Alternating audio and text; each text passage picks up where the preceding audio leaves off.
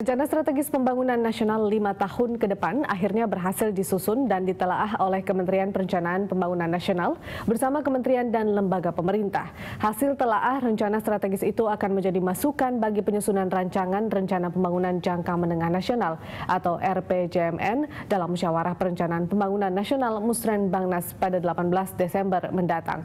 Musrenbangnas itu diawali dengan musrenbang regional di 5 kelompok wilayah Indonesia yang telah berlangsung sejak tanggal 8 hingga 12 Desember. Lantas apa yang menjadi prioritas pembangunan selama 5 tahun ke depan?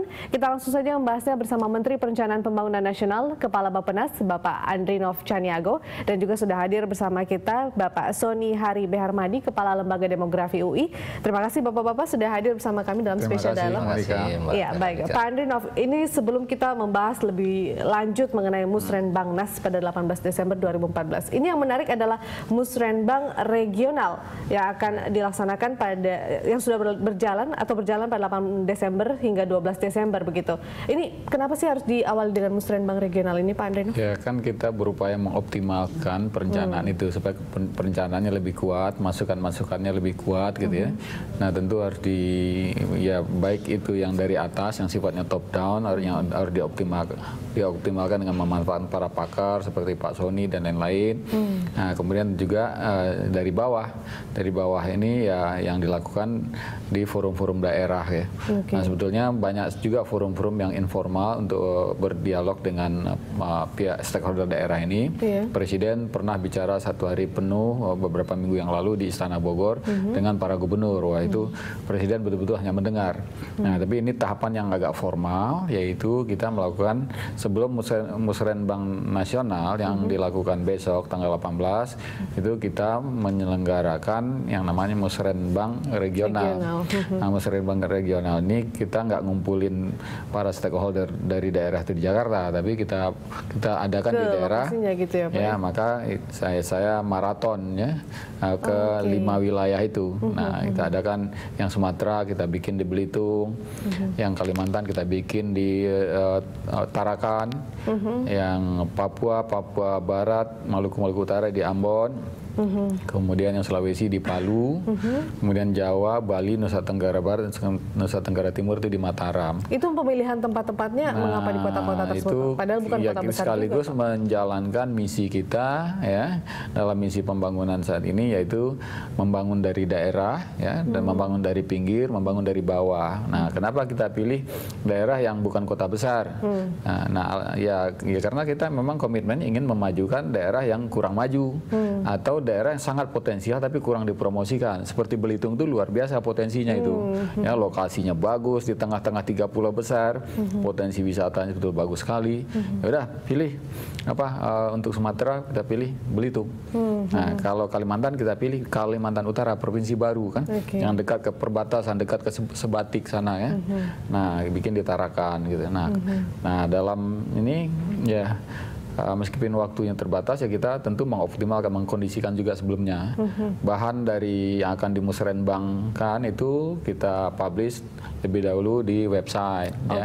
Lalu juga sudah diberitahukan lewat surat ke daerah provinsi. Kita harapkan daerah provinsi ini menyebarkan juga ke kabupaten kota dan semua stakeholder. Artinya mereka sudah siap begitu ya Pak ya pada saat supaya ya hari yang walaupun hanya 1 hari itu betul-betul fokus pada hal yang memang sudah disiapkan gitu, sudah dikaji terlebih dahulu untuk diberikan. Siapa saja yang diharapkan untuk hadir begitu Pak di musrenbang tentu saja regional? Stakeholder itu di dalam pemerintah, di luar pemerintah ya. Dalam pemerintah ya tentu aparat pemerintah yang pemerintahan umumnya, kemudian dari Bapeda ya, dari dinas-dinas yang lain-lain.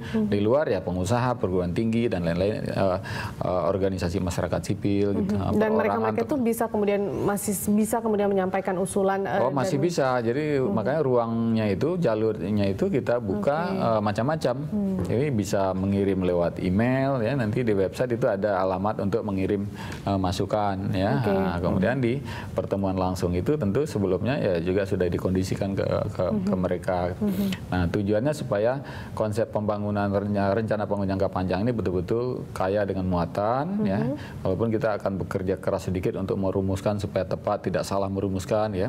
Nah, supaya kualitas jelas secara substansi itu betul-betul baik, sebaik-baik mungkin. Baik, gitu. Pak Sony, bagaimana Anda melihat kemudian langkah Kementerian Perencanaan Pembangunan Nasional ini untuk menggelar Musrenbangnas ini, tapi sebelumnya digelar dulu Musrenbang regional, dan ini pemilihan kotanya bukan kota-kota besar yang biasanya kemudian diadakan sebuah perhelatan besar begitu, Pak Sony? Iya, menarik karena saya juga pernah ikut di salah satu kota itu.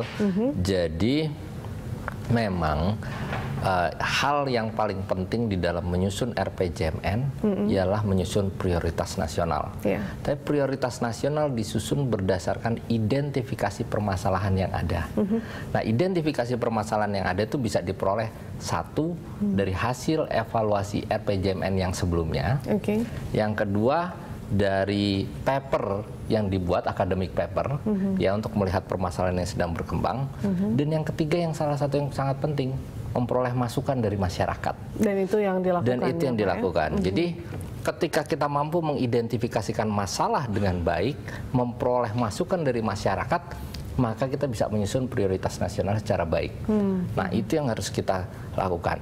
Memang kalau kita perhatikan, permasalahan yang dikumpulkan di setiap daerah bisa jadi sangat berbeda. Betul. Sehingga pemerintah perlu menyusun langkah strategis kira-kira ketika harus menyusun urutan prioritas. Karena salah satu kelemahan kita adalah tidak tahu mana yang lebih prioritas kadang-kadang. Nah, ini menyusun prioritas ini menjadi PR pemerintah yang sekarang, karena RPJMN itu kan harus disahkan 3 bulan, paling lama 3 bulan setelah presiden dilantik. Jadi masukan dari masyarakat di daerah-daerah tadi diharapkan di setiap region itu mewakili wilayahnya. Misalkan Sumatera tadi Pak Andrinov sampaikan di Belitung, itu mewakili kepentingan teman-teman di masyarakat di Sumatera secara keseluruhan. Pak Sony, kita akan lanjutkan perbincangan ini di segmen berikutnya bersama Pak Menteri, dan pemirsa tetaplah bersama kami di Special Dialog.